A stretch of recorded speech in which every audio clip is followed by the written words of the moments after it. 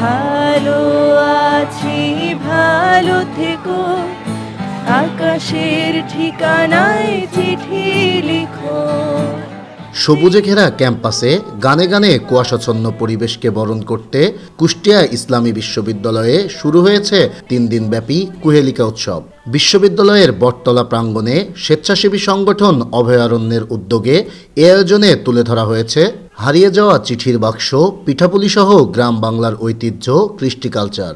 শিক্ষক শিক্ষার্থীদের অংশগ্রহণে নাচগান সহ নানা আয়োজনে মুখরিত এ উৎসব। কুহেলিকা উৎসব, যেটার অপেক্ষায় সারা বছর বিশ্ববিদ্যালয়ের প্রত্যেকটা শিক্ষার্থী থাকে।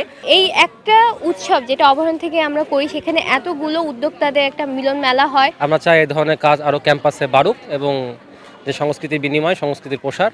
বাঙালির ঐতিহ্য আর সংস্কৃতিকে তুলে ধরতে এমন ব্যতিক্রমী আয়োজনে আসতে পেরে খুশি শিক্ষার্থী ও দর্শনার্থীরা।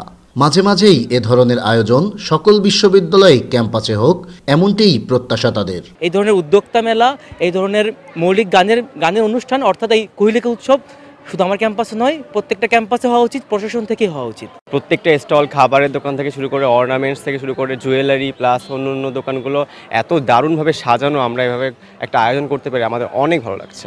দেশীয় সংস্কৃতি ও গ্রাম বাংলার ঐতিহ্যকে তুলে ধরতে বিশ্ববিদ্যালয়ে এমন আয়োজন শিক্ষার্থীদের মাঝে ব্যাপক সাড়া ফেলেছে বলছেন আয়োজকরা। এই যে আয়োজনটা, আমাদের এই আয়োজনে গতবার আমাদের ছিল প্রায় 32টা স্টল, এবার সেই স্টল বেড়ে দাঁড়াচ্ছে প্রায় 44টি স্টলে। তো আমরা বুঝতে পারছি যে আসলে ইসলামী বিশ্ববিদ্যালয়ের যে 17,000 স্টুডেন্ট, আমাদের এই আয়োজন তাদের মধ্যে একটা বিশাল বড় প্রভাব ফেলছে। কুহেলিকা উৎসবে শুদ্ধ পরিবেশ, আমরা অভয়ারণ্য, অভয়দের সমাবেশ এ স্লোগানে শুক্রবার থেকে শুরু হওয়া 3 দিনের এই কুহেলিকা উৎসব শেষ হচ্ছে আজ। নাইদা সান্তিতাস, দেশ টিভি, কুষ্টিয়া।